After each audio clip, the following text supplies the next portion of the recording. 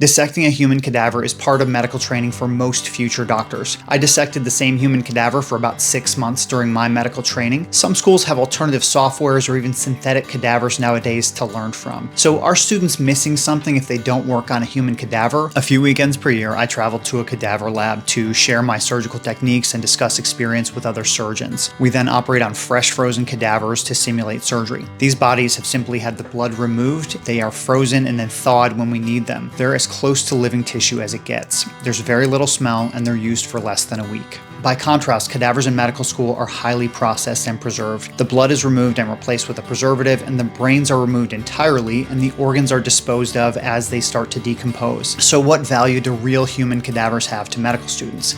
There are 3 main groups of students: surgeons, non-surgeons, and people who are undecided.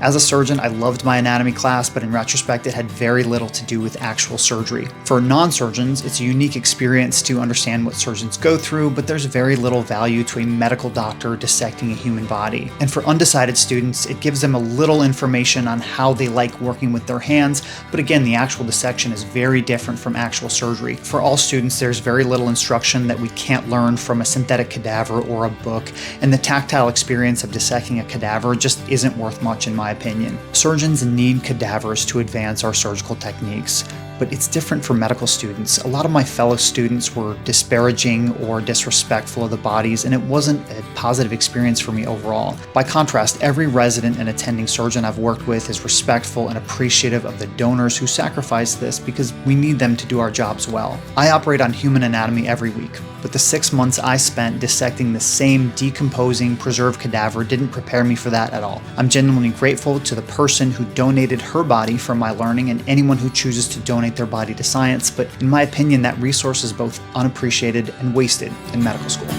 It's something unpredictable.